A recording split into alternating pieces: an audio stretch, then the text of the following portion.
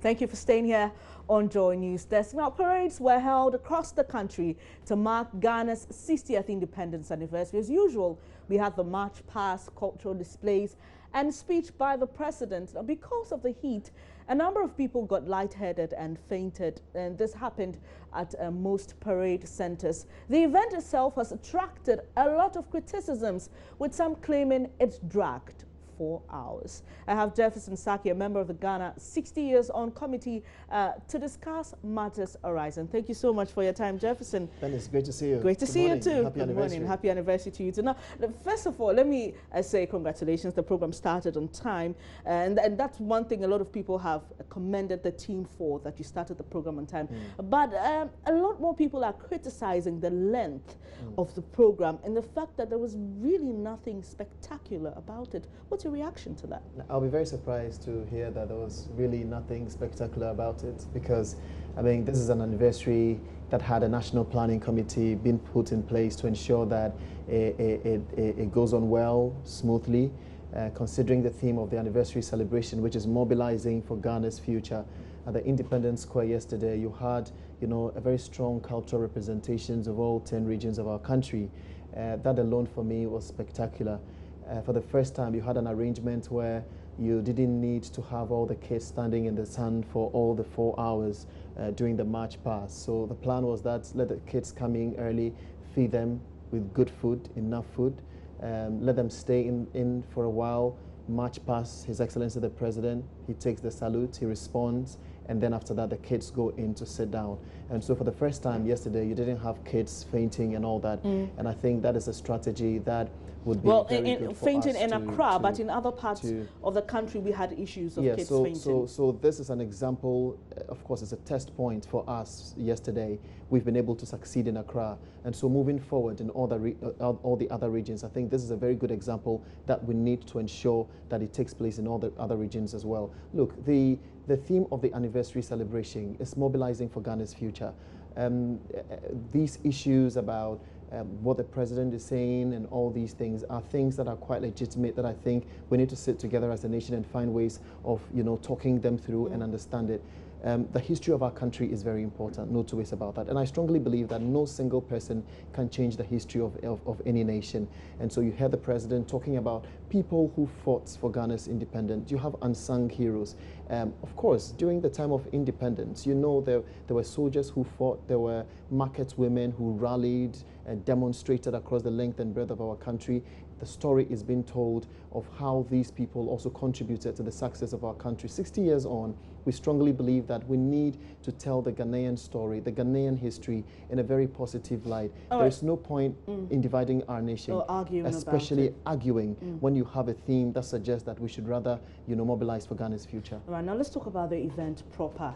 To the main criticism that there was nothing spectacular about it. You think the cultural displays representation wasn't spectacular? Well, we've seen that. We've seen that before, Jefferson. You had an independent anniversary torch. You had a strong sports personality holding that torch and presenting it to the Ghana Traditional Council and the Greater Accra Regional Minister, which means that, for the month of March, the focus of Ghana's 60th independence anniversary is going to be on Accra, and then after that, it's going to move to another region.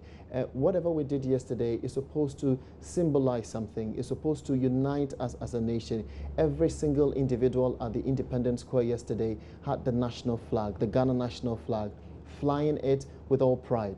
And for us, I think this is how we can start the issue about being patriotic as a Ghanaian. So where's the torch moving next? Yes, so it's going to be in the Greater Accra region. The plan is for it to stay here for a month, and then after that, it will move to another region. This is the plan. The plan is that you're going to use the festivals, in all the regions to be a benchmark to it. And so depending on which festival we have in which next region, that's where the torch is going to move into. You don't want to restrict a lot of things, because if the torch gets to a particular region, you want it to stay there for a while. You want every single Ghanaian to feel part of the anniversary celebration. And that notwithstanding, it's also very important to know that, look, wherever it gets to, remember that we're also having a strategy of building 60 libraries in 60 deprived communities. And so it gets there, there's going to be a Deba, There is going to be, of course, depending on the talent in that particular region, that particular talent, significant talent, is going to be the torch-bearer of that region. All right, So Jefferson, basically, that's all how you're it's gonna talking be. about needs money. And about 7 days ago, you spoke to my colleague, Mama Viowuso Boaji, and at that time, you hadn't even made half of the amount of the budget, that's 20 million Ghana cedis. What's so far, how much have you accrued? No, we can tell you, and I know for journalists you always want figures, and that is good, and which is very, very, crucial. But we've said it over and over again that the National Planning Committee is aware of the issues at stake. The President himself told us to be very transparent with the Ghanaian people. In any case, I don't think there is anybody, any corporate institution that would donate, let's say, 1 million Ghana cedis, and you, the National Planning Committee, will not recognize it or announce it to the general public. So do you know in specifics how much you have now? No, the specifics will be made known. I mean, that is something we don't even have to debate it. But there's no rush. We don't need to rush for us to know the specifics. Any single Ghanaian, every single Ghanaian who contributes to the 60th independence anniversary, it will be known clear. But to you the have Ghanaian all the money people. now. We don't. I can tell you that we don't. Do you have we don't half of it? We don't have all the money. We have some money. Do you have half and the of it? contributions keep coming. That's what I can say for now. The contributions keep coming, which we think is very important. The most important thing is that there is the first phase of the anniversary celebration, and we're just happy that we've been able to cross the very first hurdle, which is yesterday. And moving forward, several things needs to be done. Everything needs money. The President, for example, commissioned the Heads of State Museum at the Christianborg Castle 2 days ago. It is, of course, something that needs money, because at the end of the day, you want to stock the museum with a lot of, key artifacts or books or materials that these heads of states used or made them very significant in their ruling of the nation. Apart from that, you're also talking about putting together what has come to be known as the National Cathedral, which His Excellency the President commissioned yesterday. I mean, these are some of the things that you want to put together. 20 million Ghana cedis. Look, it's going to be very tough, but we're going to try to live within the budget. Okay, let's go back to yesterday's event, the parade. How many special guests were invited and how many showed up? In fact, we sent invitation to all 55 heads of state of the African Union. 14 confirmed participation, so we had 14 countries participating or coming into our country to wish us well as a nation. 2 heads of state were here. President Robert Mugabe, of course, an independent president himself. He was the Prime Minister of Zimbabwe when it gained its independence in 1980. And of course, we also had our own neighbor, Togolese President Funya Singbe, also coming. The Prime Ministers of Equatorial Guinea, the Vice President of the Gambia, and all these heads of state, the Vice President of Liberia, Joseph Noma Boakai, all coming in to solidarize with us as a nation. And so what we can say is that we are very proud for the support of these countries. Let's also not forget that it was our independence, of course, that sparked all these nations on and forged them on to move on, and also realize that really independence is achievable. Okay, so interesting. Others have also argued that probably one reason why the program dragged was the time we started. It had to start at 10 because President Akufo-Addo had to cut short for the National Interdenominational Cathedral. What are some of the other projects that are yet to be commissioned as part of this celebration? So we're yet to commission the 60 libraries for the 60 deprived communities. You're looking at a situation where every Ghanaian will feel part of this anniversary celebration, not just focusing on the regional capitals, Kumasi, Accra, Tamale, Ho, and all those places. And so that particular one is yet to be commissioned. Today, for example, I can tell you that at the Independence Square, there's going to be a free concert, a gospel concert. On the bill are going to be Daughters of Glorious Jesus, Josh Lai, and you have American gospel musician Don Moen also coming in with Darling Zek, Nathaniel Bassi, and our very own Sonny Badu. And this is a free concert. Every Ghanaian is invited to be part of it. So you can imagine what is going to happen at the Independence Square today. Sure. Christians coming together, worshiping God and thanking God for how far He's brought this nation. Yeah, just a curious one about the 60 libraries for deprived communities. What's the criteria?